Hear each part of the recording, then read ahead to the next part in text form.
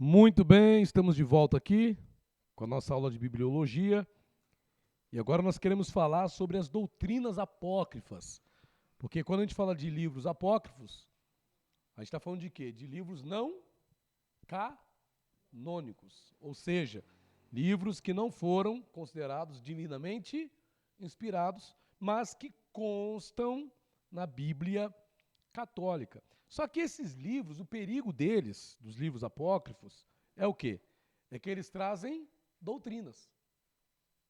Os livros apócrifos trazem ensinamentos. E, por exemplo, quais são esses ensinamentos? Quais são essas doutrinas apócrifas, por assim dizer? Primeiro, o ensino da magia. O que é o ensino da magia?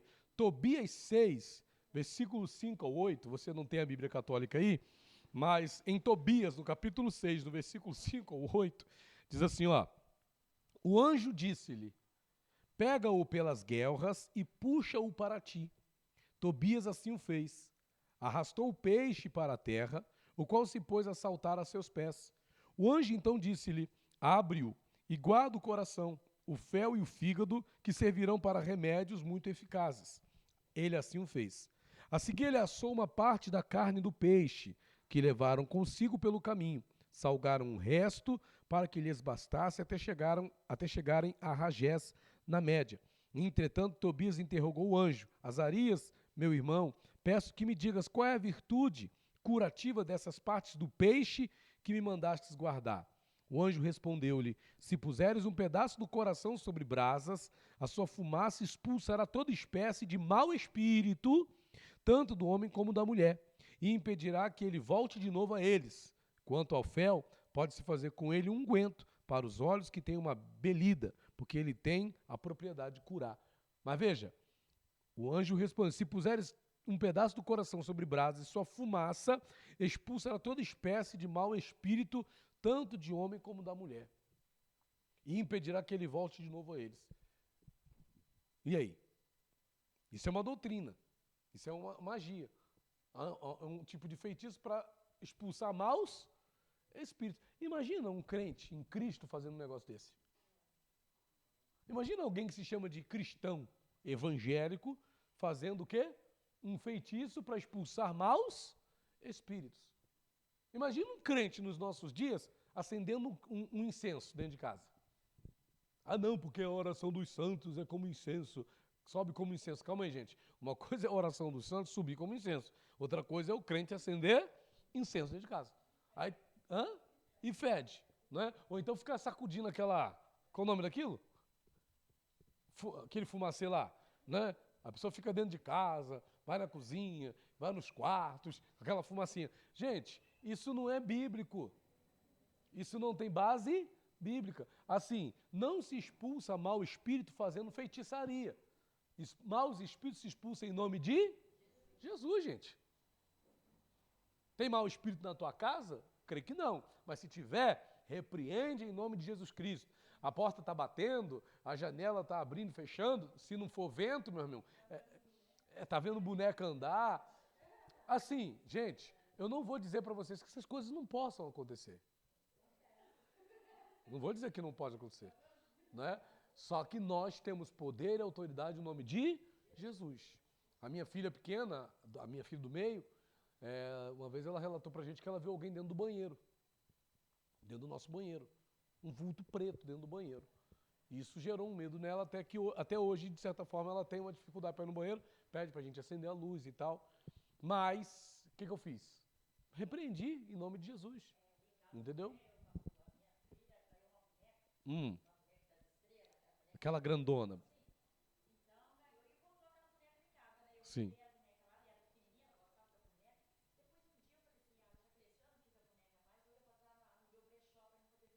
Uhum.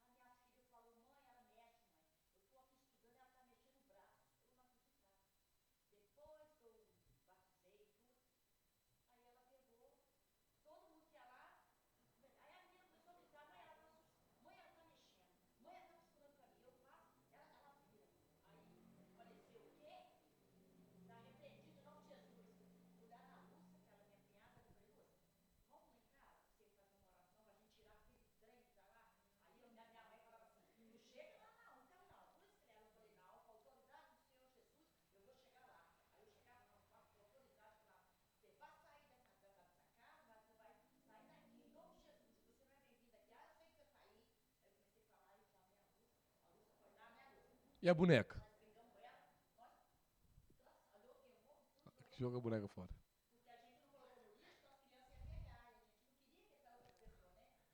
Então, o objetivo é o quê?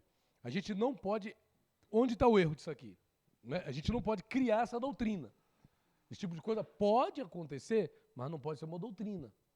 O problema é o que ser doutrina. Se for doutrina, é algo perigoso. A gente tem que saber que o poder para poder resolver esse problema, como a senhora fez, é no nome de Jesus. Aí vamos supor que a senhora falasse com uma outra pessoa, a pessoa ia falar, não, faz um feitiço assim, sensado, que o espírito vai sair de lá, o espírito mal. Então, no livro de Tobias, o que se ensina? A fazer magia. Gente, imagina crente consultando o tarô. Imagina crente deixando cigana ler a sua mão. Ô, gente, pelo amor de Deus, mas não... Horóscopo. Deixa eu ver aqui. Eu sou Sagitário. Eu sou Capricórnio. Eu sou Peixe. Gente, pelo amor de Deus. Não é? Então, o livro de Tobias ensina esse tipo de coisa. O que a gente leu aqui é ter essa dependência. Isso não é doutrina bíblica. Isso é doutrina apócrifa, ok? Não canônica. Outra doutrina apócrifa, gente. Tobias 12, versículo 8 e 9. Ó, boa coisa é a oração acompanhada de jejum, ok? E a esmola é preferível aos tesouros de ouro escondidos, porque a esmola livra da morte. Ela apaga os pecados e faz encontrar misericórdia e a vida eterna. Opa, dar esmolas purifica pecados? Dar esmolas faz encontrar misericórdia e vida eterna? Não, nós não somos salvos por obras. A salvação é pela graça. Isso não depende de nós. Isso é dom de quem? De Deus. Isso não vem de nós, é dom de Deus. Não é? Então, o que ensina Tobias? Ensina a ter essa dependência. Eu vou dar uma esmola aqui, por isso que a gente vê muito católico que tem essa coisa de ser bonzinho para poder ir para onde? Para o céu. É a caridade. Então, vou fazer uma caridade aqui, a gente tem que ser caridoso, ajudar o próximo, porque é dever, é mandamento de Deus. Não que isso vai nos salvar, porque nós somos salvos pela graça. Isso a gente não pode esquecer. Tobias 12, 8, 9 ensina isso. Por isso que é considerado um livro não canônico, um livro não inspirado por Deus, né? Outra coisa, Eclesiásticos 3, versículo 4. Engraçado, né? Eu li Sabedoria 3. Eclesiástico 3, 4 diz assim, ó, quem amar a Deus receberá perdão de seus pecados pela oração. Os pecados não se perdoam pela oração. Oração é um meio, não fim. Por meio dela, nos achegamos a Deus com o coração quebrantado e contrito, confessando nossos pecados, e pelo nome de Jesus somos perdoados. Se confessarmos nossos pecados, Ele é fiel e justo para nos perdoar os pecados e nos purificar de toda injustiça. Não é a oração que perdoa o seu pecado. O que perdoa os nossos pecados é a gente confessar Ele em nome de Jesus. Em nome de Jesus. Porque quem morreu pelos nossos pecados foi Jesus. Eu, com a minha oração, vou fazer aqui uma reza e Deus vai perdoar meus pecados. Vou orar aqui 30 Ave Maria, 15 Pai Nosso e está tudo certo. Não, gente. Não vai adiantar nada. Não é? Uma das maiores causas, bem lembrado, Luan, uma das maiores causas de não, vamos dizer assim, não sei se eu posso falar essa frase dessa forma, de pessoas não perdoadas, é a pessoas que não perdoam. Se Mateus 18 fala isso, se você recebe perdão, por que você não vai perdoar? Quando você não perdoa, você vive como se não tivesse sido também perdoado. Não perdoar te aprisiona. Não perdoar te prende. Eu não estou aqui para pregar sobre perdão, gente. Não hoje, né? Mas vamos lá. Não é a oração que você faz que vai te dar perdão para o seu pecado. Ok? O que diz Eclesiastes 3,4? Quem amar a Deus receberá perdão de seus pecados pela oração. Não. Vai receber perdão dos seus pecados pelo poder do sangue de Jesus, que purifica os nossos pecados. Isso você não pode esquecer. Outra doutrina apócrifa, bem interessante também, é a oração pelos mortos, que a gente falou aqui do filme, do Viva, a oração pelos mortos. Essa crença, né, que os antepassados, eles podem nos beneficiar de alguma maneira. Não, os antepassados vão me ajudar. Os antepassados vão fazer alguma coisa por mim. Os meus antepassados, né, eu vou fazer aqui uma oração, vou fazer uma oferenda. Não, gente, não. Não é isso, não é doutrina bíblica, isso é doutrina apócrifa. Ó, 2 Macabeus 12, 42, 46. 2 Macabeus, deixa eu abrir aqui ó, na Bíblia Católica, para a gente conferir mesmo isso aqui. Ó. 2 Macabeus 12, 42, 46. Cadê? 12, 42, 46. Para não parecer que eu... Cadê? Ó? 12, 42, 46. Cadê? 12, 42. Vem cá, Luan. Você que é professor. Lê aqui pra gente esse texto aqui. Lê aqui para você sair no vídeo aqui junto comigo. Pula aí, cuidado. Lê aqui. Vamos lá, Macabeus, fica bem aqui no meio. Lê aí, 12, 42 ao 46. Lê em voz alta. Aí, 42 ao 46. Lê aí. Puseram-se em prece suplicando fosse inteiramente perdoado o pecado cometido. O nobre Judas exortou o povo a converter-se, indo-se isento de pecado, pois tinha visto com os próprios olhos que aconteceram por causa do pecado dos que havia tomado. Depois, tendo organizado uma coleta entre os soldados, mandou a Jerusalém a cerca de 2.000 dracmas, para que se oferecesse um sacrifício expiatório, ação muito justa e nobre, inspirada no pensamento da ressurreição, pois se não esperasse que os soldados caíssem, havia de ressuscitar. Teria sido sepulcro insensato a orar pelos mortos, considerando ele, porém, que morresse piedosamente seus pensamentos, foi santos e piedosos. E eis que o mandou oferecer aqueles sacrifícios pelos mortos, para que ficassem livres dos seus pecados. Obrigado, Luan. Deus abençoe. Ou seja, fazer sacrifício para quem? Para os mortos, para que ficassem livres dos seus pecados. Sacrifício para os mortos. Sacrifício para morto. Vamos fazer oração pelos mortos aqui. Quer dizer, não é oração pelos mortos. É a oração aos mortos para receber alguma coisa. Esses dias não, né? Foi um tempo atrás, eu estava ali na igreja que eu pastoreava ali no Aterrado, e o dono lá do prédio da igreja, que a gente pagava aluguel para ele, um caro aluguel, me chamou um dia. Tinha muito apreço pela minha vida, eu me ajudava muito, e ele falou assim, no dia de finados. No dia de finados, ele me pediu, uma semana antes, se eu poderia ir com ele no cemitério aqui em Volta Redonda, não sei onde foi. Não lembro agora o nome do lugar. Mas para quê? Para orar pelo pai dele. Aí imagina eu, pastor, conhecedor da Bíblia, como é que eu falei? Como é que eu fiz? Eu tentei, eu usei sabedoria. Eu falei, eu não vou dizer não, vou lá com ele. Eu sei que isso problema, ele tem uma dependência emocional, muito ligado com o pai. Vou lá, fui. Só que quando eu cheguei lá, fui orar. Você acha que eu orei pelo pai dele morto? Não. Eu orei por ele, o vivo. Meu Deus, que o Senhor conforte ele, o fulano, que o Senhor ajude ele a superar essa perda, que o Senhor dê força para ele seguir em frente. Ele escutou, não questionou. Não falou nada. Não. Ele entendeu. Não tem como é que eu vou fazer? Eu vou enganar ele? Eu vou ensinar uma coisa errada, que eu sei que não funciona? Não tem como orar por quem já morreu, gente. Entendeu? Não. Não. Ele falou lá na hora, mas na hora que eu fui orar, eu orei que tinha que orar. Não importa quem está pedindo. Ninguém questiona a oração. Se alguém chamar você para fazer uma oração, você vai orar e aquilo a pessoa vai aceitar a sua oração. Porque você falou com quem? Então a pessoa acredita, entendeu? Ele não questionou. Então, oração pelos mortos está lá, 2 Macabeus 12, 42, 46, o Luan leu aqui numa Bíblia católica.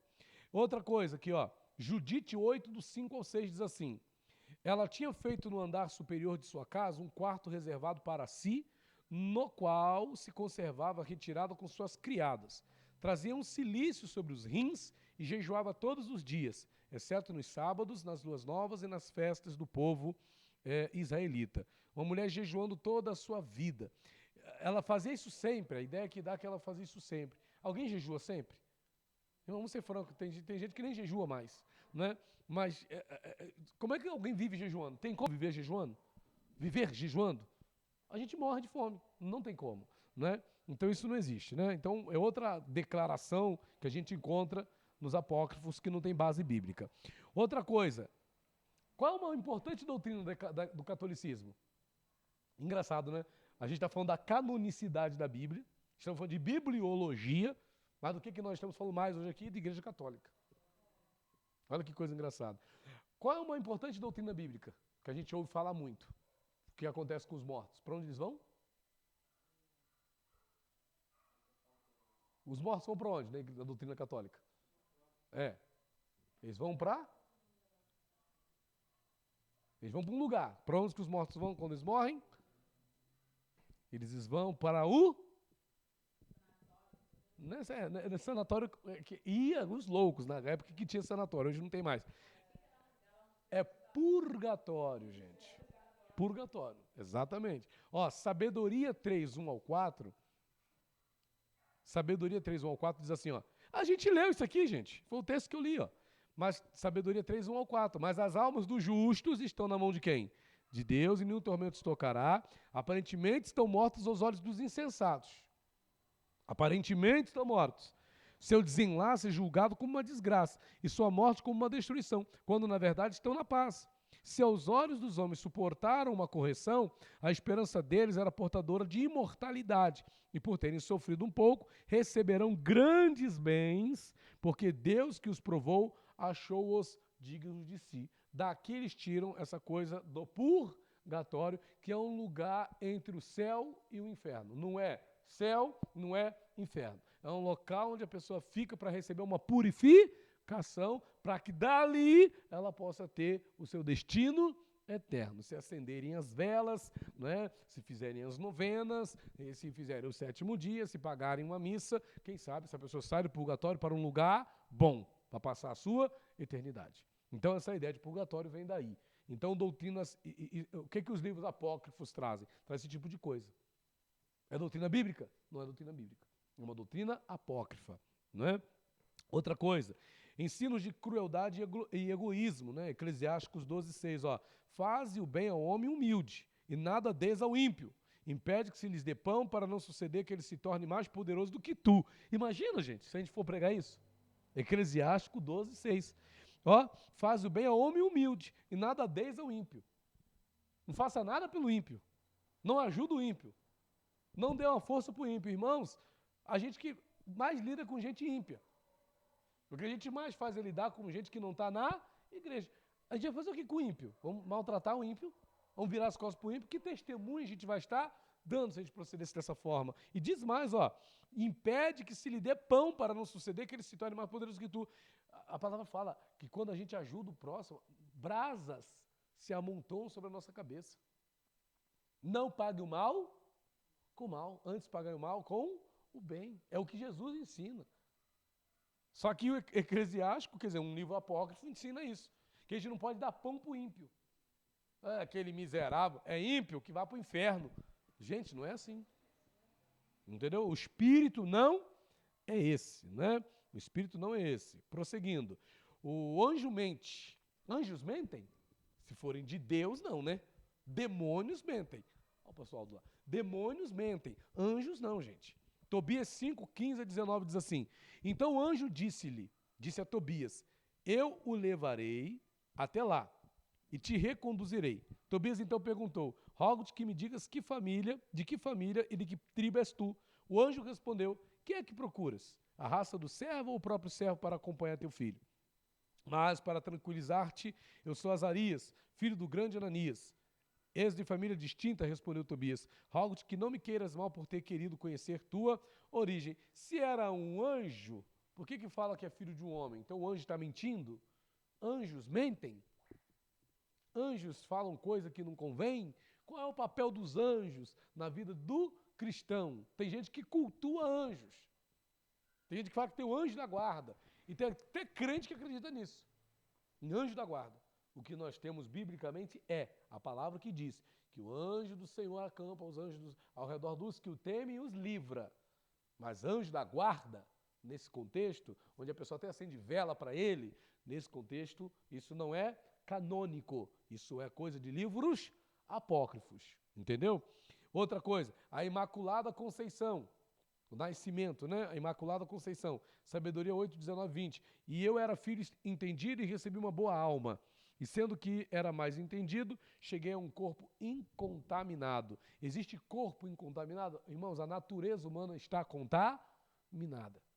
A natureza humana é falha. A natureza humana é pecaminosa. Né? Isso não existe. Imaculada Conceição, ninguém nasce santo. Todos nós nascemos pecadores. Já nascemos assim, né? Agora, além dos apócrifos, nós temos o quê? Qual foi aqui o livro que eu falei ainda há pouco? Eu falei do rosto de Jesus. O pessoal fala que Jesus tem um rosto branquinho, que ele tem cabelo loiro. Que livro está isso? Nos livros? São 3 tipos: canônicos, apócrifos ou deuterocanônicos, e o terceiro é pseudopígrafos. Está na apostila, gente. Pseudopígrafos. Então vocês têm que gravar isso aqui, ó. Não, a Septuaginta está fora disso aí já. Septuaginta é a Bíblia grega. Não, a Septuaginta é a Bíblia que foi escrita para os judeus helenistas, que eram gregos, tá? Então, vamos lá. Além dos apócrifos, então, olha quanta coisa, gente. Os livros, mas isso tudo é o quê? O diabo é bobo? O diabo não é bobo. É para confundir a cabeça das pessoas. Por isso que a gente tem que estudar. Então tem os livros canônicos, que são os que nós temos aí na nossa Bíblia.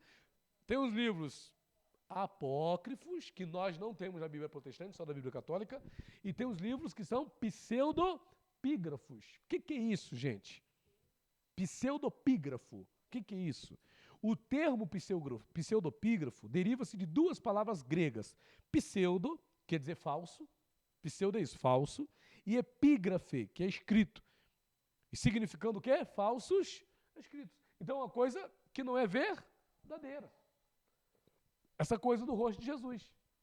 A ascensão de Maria. Tem um pseudopígrafo que fala da ascensão de Maria. Que Maria foi assunta aos céus. Que conta, inclusive, que a abóboda celestial, aquela coisa toda, que Maria foi levada para o céu. Gente, onde tem base bíblica num negócio desse? Pseudopígrafo. Não é palavrão, não, gente.